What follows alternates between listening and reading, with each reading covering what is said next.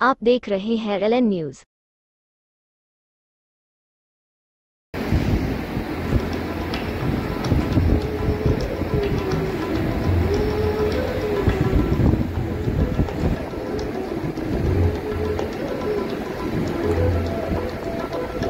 आपल्या सगळ्यांचे हात या निमित्ताने लागतात आणि ज्यांनी हजारो शिल्प बनवले, राम मंदिरासारखं शिल्पाला ज्याचा हात लागलेला आहे असे सन्माननीय कांबळे सर यांच्या हस्ते हा सन्मान होतोय ही पण एक अभिमानाची बाब आहे। सगळ्या पाचही मान्यवरांचा एक आपण फोटो घेऊया आणि त्यानंतर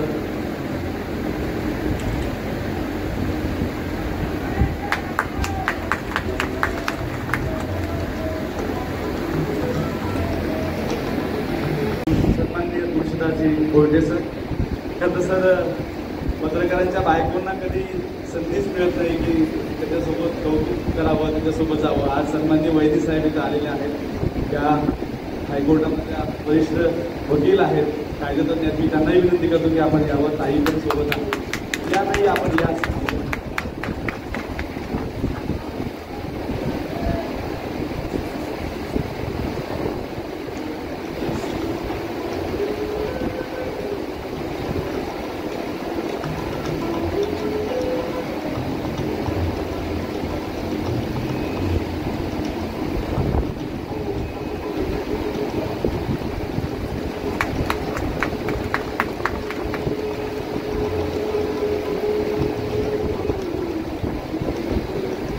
तुळशीदास भोरटे सर यांचा या ठिकाणी सन्मान होतोय। आपण टाळ्यांच्या गजरात त्यांचं स्वागत करूया। अनेक माणसांनी महाराष्ट्रातल्या पत्रकारांसाठी खूप मोठं योगदान दिलेलं आहे। आपलं कर्तव्य आहे की आपण त्या सगळ्यांचा सन्मान या निमित्ताने करावा। त्यानंतर तो वो स्टेज से उतर के आया हमारे पास और सीधा कोचिंग की उसने कहा हम तुमको गलत समझ बैठे, रंजना ने हमको सही कहा था। उनकी पत्नी वो भी कांग्रेस की नेता है, सांसद है, खासदार है, बोले उनने हमको सही कहा था कि आज जरा समझ के रहिएगा, वो अशोक वानखेड़े छोड़े रहेंगे। हमने बोला बोले भाई है हमारा यार, तुम हमको निपटा दिए हो। मैंने तुम गुंडे हो यार, तुम्हें कितने केसेस है, मर्डर से लेकर अगवा करने तक सब लिस्ट है हमारे पास, और तुम हमको यहाँ पे रामायण सुना रहे हो, नीतीश को गुंडा बोल रहे हो, कैसे सुनेंगे। मतलब लोग हमको कह रहे थे कि तुम हमको निपटा दो। अरे भैया मरना है कि आ जाओ खाना खाते साथ। कुल मिलाकर जो आपको डराता है वो सबसे डरपोक होता है।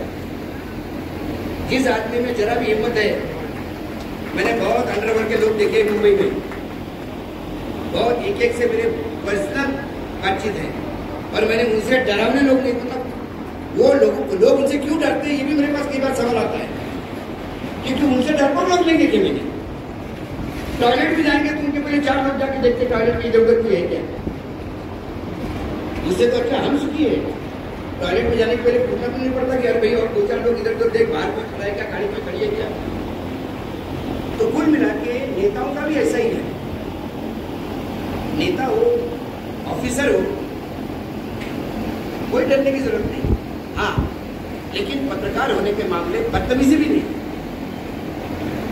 यदि मैंने कई बार देखा कि पत्रकार ऐसा हो जाता है, इसी शिरडी की बात है बोलते जी, शिरडी में मैं एक बार आया था, बहुत 5-6 साल पहले की बात है, और इसी शिरडी के संस्थान में एक पत्रकार गलती से डायरेक्टर बन गया था, संचालक। तो उसने मुझे देखा, अरे वानखेड़े जी आप आ गए, चलिए चलिए। आणि तो मला मागच्या दरवाजाने सेक्युरिटीवाल्यांना आई बहिणीला शिवा घालून मला आतमध्ये घेऊन गेला। आरतीची सुरुवात होत होती, त्याने आरती थांबवली, भजनाला आतमध्ये बोलावलं, आम्हाला दिल्लीचे साहेबांचं स्वागत करून पाहिजे, आणि मग लोकांना धक्के मारून मला उभं केलं, म्हणे आता पूजा करा। माझ्या असं अंगवर झालं, म्हटलं अरे किती लोक मला शिव्या घालत असतील आज, त्याला फोन हा 150 किलोचा माणूस आला आणि याच्यामुळे सगळं लेट झालं, कशाला आलो म्हणलं या मंदिरात मी। आणि मग मला तो म्हणाला की तुम्ही VIP खाने की प्रसादची व्यवस्था आहे, चला साहेब तुम्ही आले तर चुपच होतो। मग म्हणे अगली बार जब भी आओगे तो मुझे फोन करना, ये मेरा नंबर है। मैंने भाई भगवान के लिए आइंदा कभी मत मिलना मुझे। मैंने बोला यदि तुमको पहले पता पड़ता कि मैं होटल में हुआ तो मैंने तुम तो साईं बाबा की मूर्ति उठा के लाते, वानखेड़े की नहीं मूर्ति उठाओ। कानपुर से दर्शन करवाने हैं।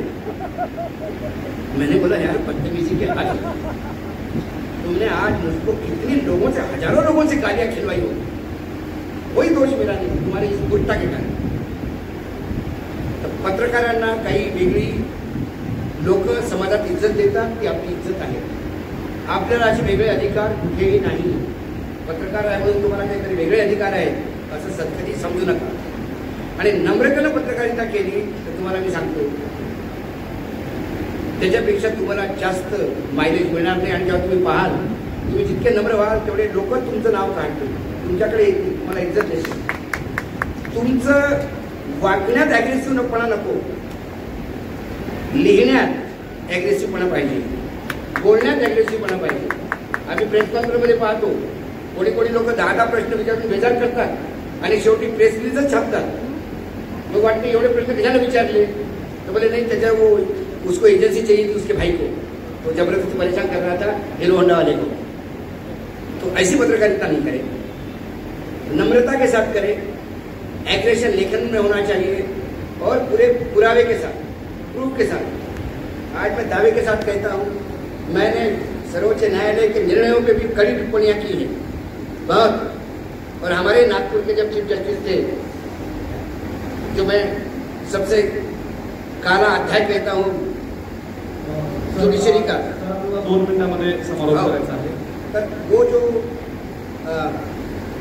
बोबड़े साहब, जब उनके बारे में भी बोला तो बोबड़े साहब ने भी 4 बार वीडियो देखा कि इसको पकड़ जा सकते हैं, लेकिन हम उनमें से निकल आए।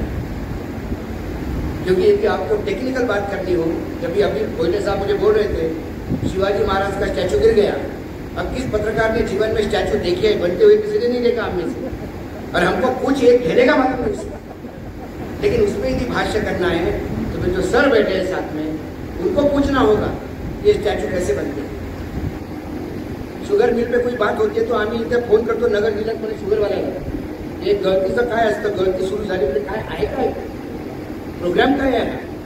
दिल्लीतल्या माणसाला हे माहित नाही की टमाटर छोट्या झाडाला लागतात की ते सफरचंदासारख्या मोठ्या झाडाला लागतात। त्यामुळे माहिती नसलेली गोष्ट लोकांना विचारून समजून घेऊन तुम्ही पत्रकारिता करा, त्या लोकांमध्ये तुम्ही विचाराने कमीपणा येत नाही, त्या लोकांमध्ये तुमची इज्जत वाढते। या माणसाला इथे फक्त विचारायचं होतं, त्याने एका स्पेशल माणसाला येऊन बोलावलं, पण आता सगळे लोक आलेले आहेत। माझं काम होतं जोपर्यंत लोक येत नाही तोपर्यंत बोलायचं। माझ्या अगोदर बहिणींनी एक काम केलं, संदीप सगळ्यांचा उपयोग फार चांगला करतो आपल्याला, त्यामुळे आता तुम्ही वाचले, सगळी लोक आलेली आहेत आणि कार्यक्रमाला सुरुवात। आणि मी पण संदीपला म्हटलं लवकर कर, कारण मला 5 वाजताचं वापसाचं फ्लाईट आहे। हरियाणामध्ये निवडणूक आहेत आणि हरियाणा आमच्या दिल्लीला लागून आहे, त्यामुळं हरियाणाच्या निवडणूक आम्हाला दिल्लीसारख्याच निपटावं लागतं। त्यामुळं आता येणारा 2-3 महिने आणि महाराष्ट्राच्या इलेक्शन असूपर्यंत आणि पुन्हा महाराष्ट्रात मी पुन्हा फिरणार आहे। आता मी चंद्रपूर आणि यवतमाळ जिल्हा निपटवला, म्हणजे पहिल्या फेरीत मी गडचिरोली ते कोकण बाय रोड फिरणार आहे। त्या सगळ्यांना प्रत्येक जिल्ह्यात भेटीन, सगळ्यांच्या बातम्या पाहून रिपोर्टिंग करेन। तिथे निर्भय बनव विचार मंच आहे, तिथे भाषणे ठोकेन, कारण आपल्याला शेवटी महाराष्ट्र वाचवायचा आहे। आपल्याला सगळे माहिती आहे नागनाकडे सापनाद आहे, कमी विषारी कोण आहे तो शोधायचा आहे राव। आपण काय फार आशावान नाही आहे की नवीन लोक आली तर फार चांगलं करतील, तेही खातील, पण कमीत कमी खाताना ढेकर देतील, खाल्ल्या कळतं देत आहे। आता पत्रकारिता ते करते का हा वेगळा भाग आहे, पण आज आपल्या सगळ्यांमध्ये ते पोटेन्शियल आहे। परत एकदा आपण सोशो कल्चरल इकॉनॉमिक अशा ठिकाणी आलो आहोत समाज म्हणून की आपल्याला बराच प्रत्येकाला स्वतःच्या पुढे जाऊन, आपल्या परिवाराच्या पुढे जाऊन, आपल्या समाजाच्या पुढे जाऊन विचार करण्याची वेळ आली। आणि मला वाटतं पत्रकार जी मिशन म्हणून जी पत्रकारिता एकेकाळी सुरू झाली होती, तो स्कोप परत एकदा पत्रकारितेला आज उत्पन्न झालेला आहे। आता आपण सर्वजण इथे आहोत, आपण ती चॅलेंज घेऊ शकतो का, आपल्यापैकी सर्वच घेऊ तयार आहेत का, हा खरं तर पत्रकारितेच्या समोरचा प्रश्न आहे असं मला वाटतं। त्यात जसं आपण म्हणतो की प्रत्येक डॉक्टर वाईट नसतो, पण प्रत्येक डॉक्टर आज चांगलाच असतो असंही नाही, तसंच प्रत्येक पत्रकार हा चांगलाच असतो असं नाही आणि म्हणून प्रत्येक पत्रकार हा वाईट असतो असं नाही. त्यामुळे आपल्या समोरचे चॅलेंजेस काय आणि ते चॅलेंजेस घेऊन आपल्याला कुठं पुढे जायचंय हा विचार आपण केला पाहिजे आणि हा पत्रकारितेचा दृष्टिकोन झाला. उरला पत्रकारांचा विषय, तर मला असं वाटतं पत्रकारांच्या बाबतीत सुद्धा एक क्लास इश्यू निर्माण झालेला आहे. म्हणजे एखादा आपण प्रोफेशन जेव्हा निवडतो तेव्हा त्या प्रोफेशनमधनं आपल्या फॅमिलीला एक व्यवस्थित सुरक्षित असं जीवन आपल्याला देता आलं पाहिजे. पण